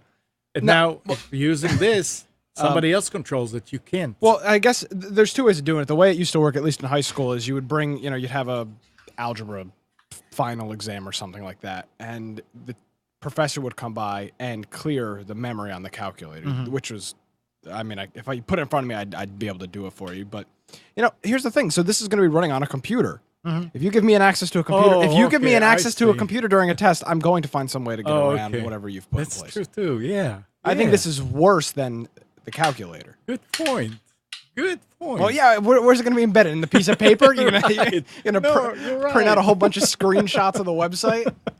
Desmos is a really cool website. It's desmos.com. It's a really cool site. Well, So but here's the thing. Specifically with math, I don't think I'd want to take a math exam on a computer. I mean, I like taking that stuff on paper. Maybe I'm that's interesting. maybe I'm not normal with that, but I don't know. How old-fashioned of you. Math is hard to do on the computer. It's a real pain to do math on the computer. Well, if it's where the answer is very specific, either you get it or you don't. Yeah. But what if it's a concept question True. where they say, here is this problem, show us a way you'd solve it? Then obviously that's got to be graded by hand. It can't be done on a computer. Exactly. And that's Yeah. that's the problem. Yeah, but what Nick is saying is right. Is true. I mean, okay, so on the calculator, the teacher could come and clear it. That's what so they used you to don't do. have. But what are you going to do with a computer? You can't erase stuff. Hopefully You buy things a can- new one. Do what? Just buy a new one. hopefully somebody Throw it will away. come up with some cross-site scripting thing that you'll be able to run. Interesting. I mean, seriously, no. All joking aside, if you give somebody access to a computer during a test, they're going to use it to get the best grade possible, Sure. unless they're stupid. I mean, that's just the way it is. I would never do that. If Mom and Dad, if you're listening, I would never use technology to advance a grade. No, but it's an interesting point. I mean, these things are powerful, but if I have to go to this website during an exam, what's going to stop me from going somewhere else? Nothing. Absolutely nothing. I wonder if they think people are. I wonder if they think people are stupid. I wonder if they think the students aren't capable. I would think that they would believe that people are capable enough to use an exploit to I get hope around so. this. Yeah. I'd be I hope interested to so. see how the implementation works. Maybe we'll use Microsoft S, 10S, whatever it's called, 10C. Yeah, so there's nothing. There's nothing you can do on the computer. Even if you think that the calculator app is running on a server in the school, and they don't allow you to get out to the internet, you can still have answers on your. I mean, the TI-84 does not go on the internet, No, it does and yet not. you still had ability to store information that will help you cheat. If you wanted So no, I'm saying yeah, exactly, So you exactly. can do the same thing here. I mean, so I don't know how. Well, Well, I mean, you know how we used to get around the firewall in middle school is we'd put the website into Google Translate because they wouldn't block Google Translate, and you would translate the URL and it would load the website in the little translate window. That's how you used to. I mean, yeah, there are ways. yeah, there there are ways. many ways to get around that stuff. So 919-518-9773. Computers 2K voice on Skype. So, young people, watch out. Instagram and Snapchat are really bad for young people's mental health, according to research by two health organizations. Virtually all major social media platforms have a negative impact on the well-being of the 14 through 24-year-olds, the study adds. Instagram was the worst, followed by Snapchat, Facebook, and Twitter. And it says that Instagram has the most negative impact on young people's mental well-being. Survey of almost 1,500 14 to 24-year-olds found. And the health groups accused it of deepening young people's feelings of inadequacy and anxiety. The survey that was published on Friday concluded that Snapchat, Facebook, and Twitter are also harmful. Among the 5, only YouTube was judged to have a positive impact. According to the Wall Street Journal, everybody on YouTube's a Nazi. I mean, so that doesn't make any sense. The 4 platforms have a negative effect because they can exacerbate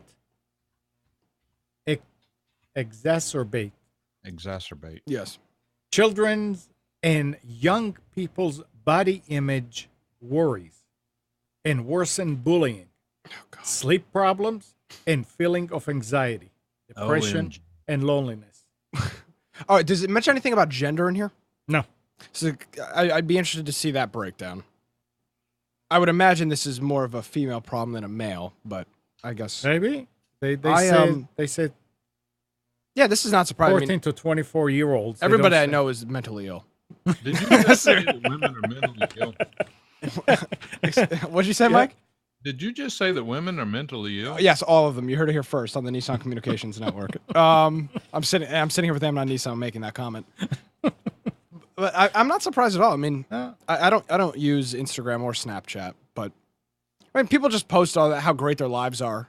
They post fake pictures about how great their life is, and realistically, they're crying themselves to sleep with a tub of ice cream. I mean, that's the reality of it. Isn't Same that thing with Facebook. You go on Facebook, you go, wow, look at these people's lives. You're like, oh no, their life sucks. They hate who they're married to. They hate their children. But in the early days of Twitter, yeah. Oh, I'm going to take a crap. Oh, I'm having breakfast. What a oh, great I'm life. doing this.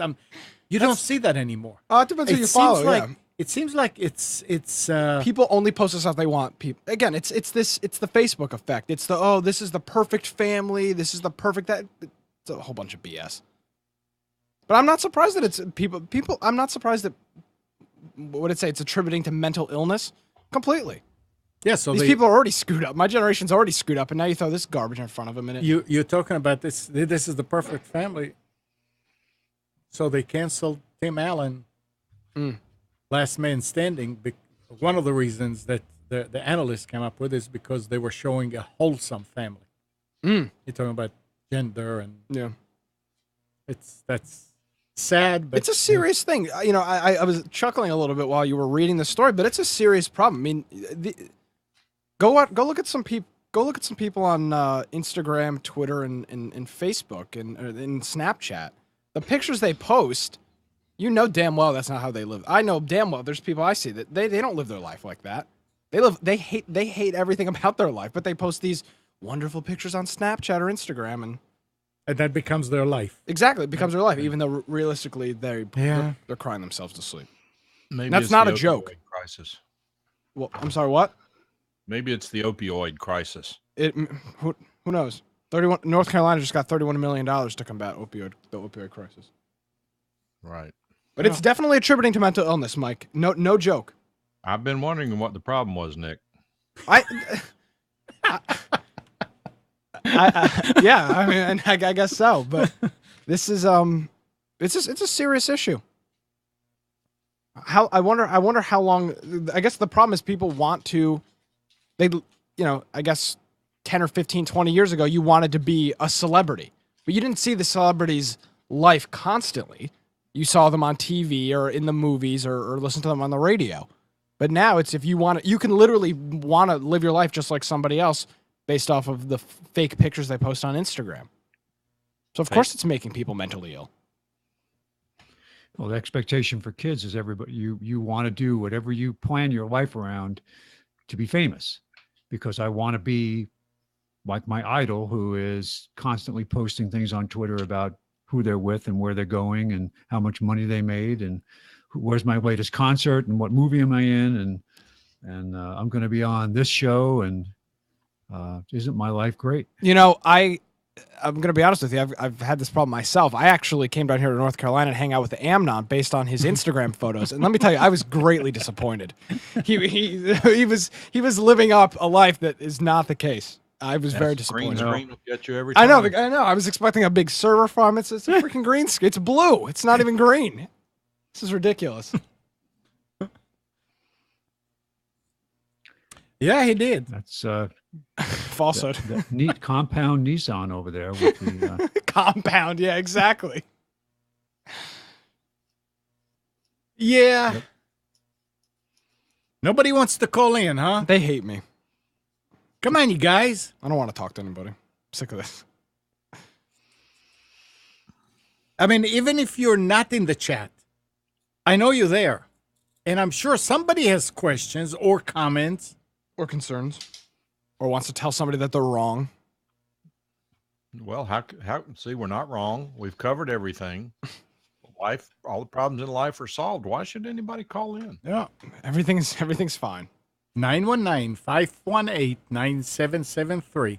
Computer Stuke voice. If you are, that's on Skype. If you're anywhere in the world and you don't have free calling. call now. It's only 25 cents a minute to get your questions answered by all these computer guys. 25 cents a minute. Dirtbag says he quit using Facebook in February. I understand that. Yep. Facebook's really bad. It's not. Facebook is definitely now tailored more towards the older audience than it was at one point. Yeah, Oh, I'm they sure were that's they were why- very concerned when that was happening. They said the fastest growing demographic on it was 60 plus. Yeah, absolutely. So it's definitely changed. Facebook is useful for sharing pictures with your family and hey, we had this event. Sorry you couldn't come. Here's a couple of pictures of it, which is great. And I think it's meant for, hey, I'd like to share this picture or here's a funny thing I saw, but please don't do the political stuff. Oh no, I thought that's just- what Facebook was for.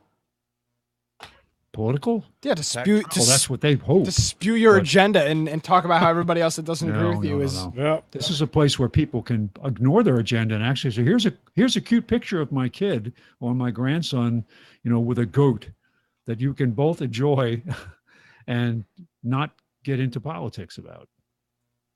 I have not We posted could on at the Facebook. petting zoo or whatever, I've probably not made a Facebook post in 4 or 5 years. I'm on it all the time because I keep Twitter and Facebook up all the time, but I have not. I couldn't tell you the last time I posted something on Facebook. Yeah. Oh, it's good for people if they join a group that's got similar interests, for hobbies, things like that. Then you can get together with like-minded people. It's great for that. Yeah. All right, and the last story that I have here, Nick. Starting with the release of Firefox 55, the Adobe Flash plugin for Firefox will be set to Ask to Activate by default for all users. This move was announced in August 2016 as part of Mozilla's plan to move away from plugins built around the NPAPI technology.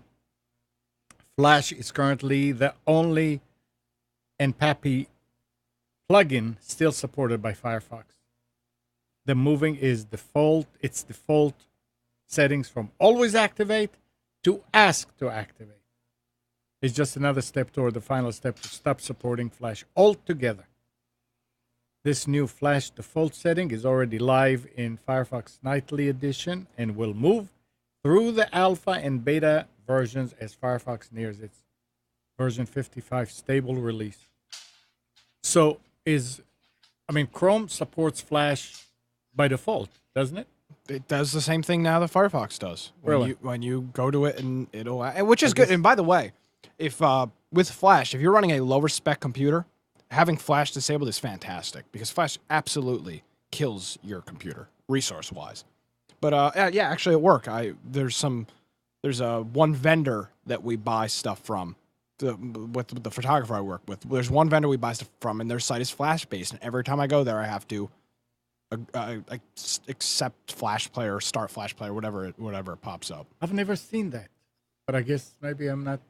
I mean, most people have completely moved away from it because it still doesn't work on cell phones, and Yeah, that's right. On but the you have phone, companies that spent hundreds of thousands of dollars getting these flash, or tens of thousands of dollars getting these flash systems built, and now, hard pill to swallow.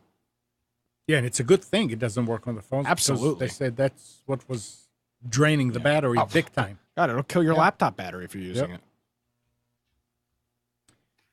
All right, it's that time of day, unless we have more to talk about. Guys? Okay. Not me. Sitting over here on my calculator, hanging out. Don't connect it to the internet. You what? Don't connect it to the internet. Very scary. I got Microsoft Office last Sunday for a very good price from that site that we were all talking about, or those two sites we were talking about. Yeah, Microsoft Office 2016. I'm bound to use it one day. How much was the office?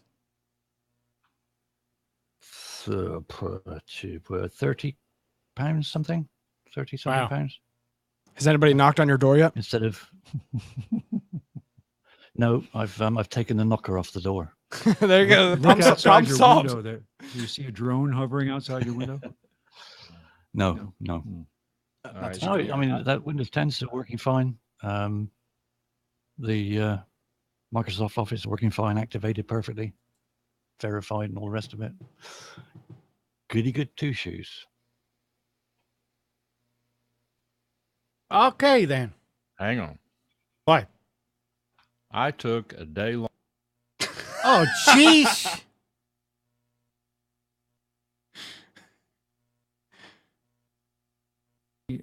Sorry, Mike. Go again. That was perfect timing. Sheesh. I'll bet you I'm using 64 and I have to go back it up again. What are we saying was perfect timing? What happened? You said, "Hold on a second. I want to tell you about," and then Chrome crashed. It could not have been a perfectly timed Yeah. crash. Go ahead. All right. I took a day long course on Microsoft Word for lawyers this week. And you would think, well, why would you want to go sit through that? I will tell you this, that my eyes have been opened. There is so much that I hate about Microsoft Word that I now agree with the teacher of the class, who was a very dynamic speaker, very knowledgeable in what he did, very helpful. The course was very reasonably priced. And what I would suggest that is if you hate Microsoft Word,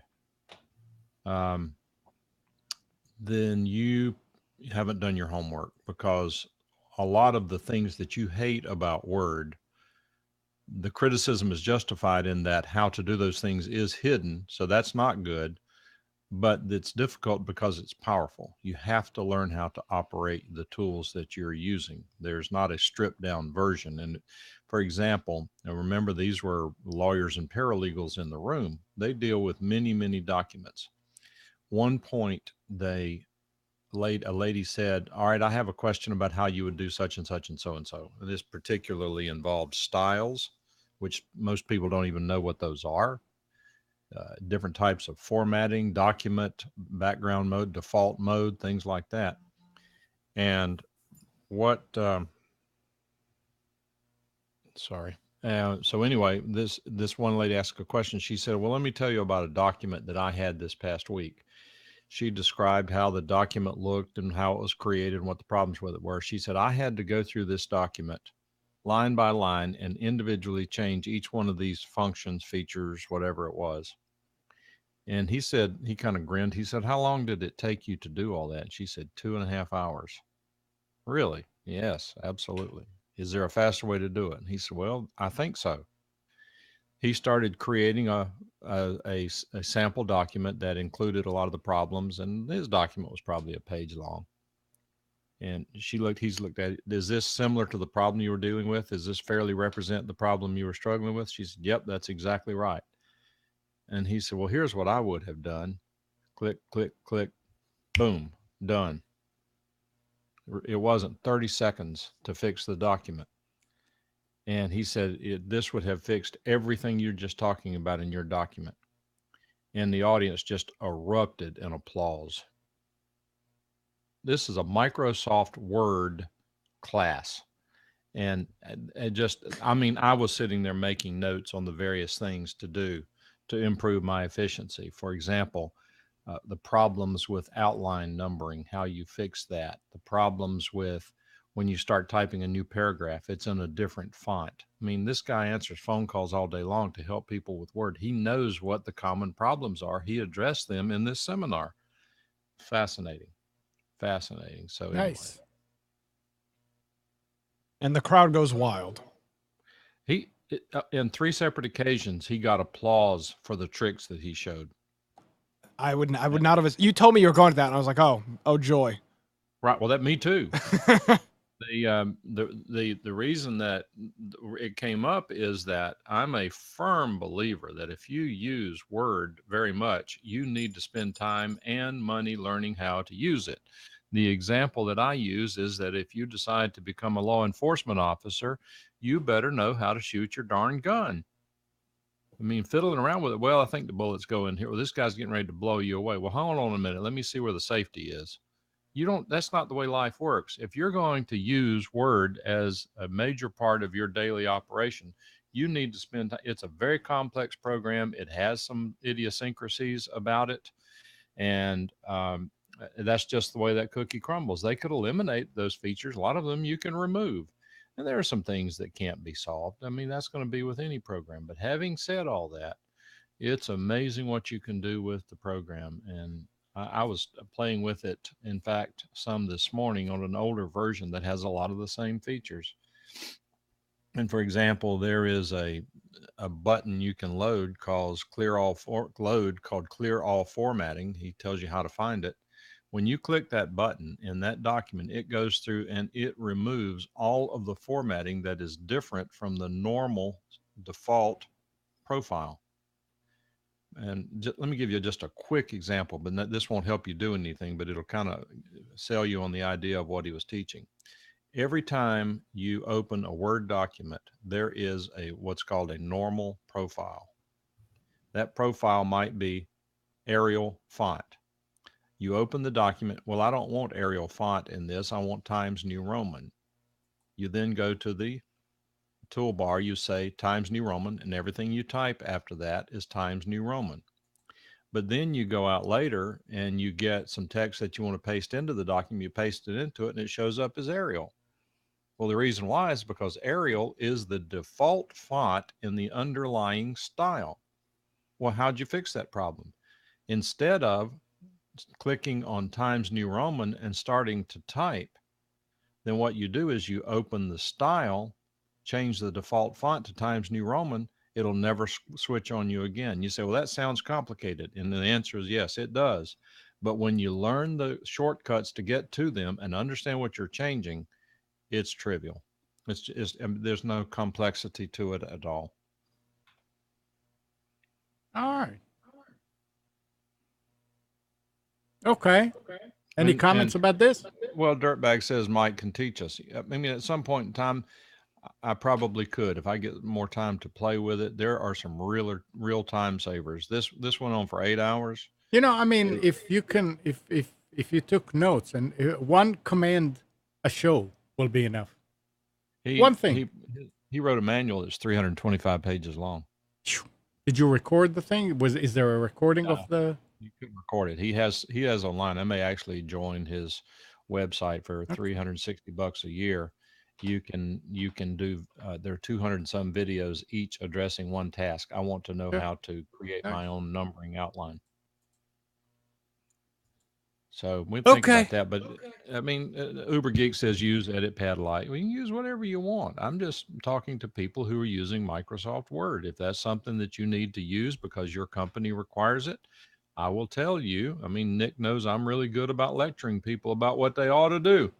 And I don't do it because I'm a smart aleck. I do it because I've lived a lot of years. I've learned a lot of wrong ways to do things. If I can save you the pain, I'm going to make the suggestion. If you don't want to listen, don't listen. That's your business. But I will tell you that if you need to use Microsoft Word, and particularly if you're using it at your company, then if you become a star there, it will not hurt you with your employer at all once people learn that you know what you're doing. I absolutely. What I was saying is the reason we got involved with this course is my admin, she knows how to do Word, but she's not a super user. And I have, because I used to be a Word super user, writing macros, things like that. I keep encouraging her to learn more. I signed her up for the course. Unfortunately, she's been under the weather, so she was not able to make it. But when I signed her up, I said, well, if she's going, I might as well go too, because I'm sure I can learn something. I was blown away. I was so blown away that if this guy had so many people sign up that he offered it for 2 days, I would have gone back and taken it the second day as well. All right, I'm done. Okay. All right. So I guess that will be the closing of the show. Anybody has any other comments? Anything? No. All right. So good morning, Kathy, Hannah, Nabil, Mac, Norm, Katie, and Donna. Thanks, everybody, for tuning into Computers 2K Now. We hope you learned and enjoyed something from our time together. Remember to practice safe computing, back up your hard drive, and update your virus scanner. We'll be back here next Sunday at 9, but you can always reach us at computers2know.com. While you're at it, like our Facebook page and subscribe to our YouTube channel.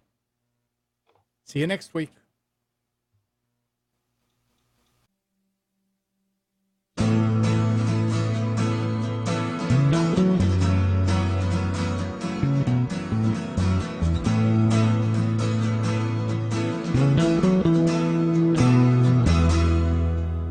You're tuned to the Nissan Communications Network. If you tuned in too late, you can always watch each program in its entirety or download an MP3 audio file of it in the archives section on nissancommunications.com.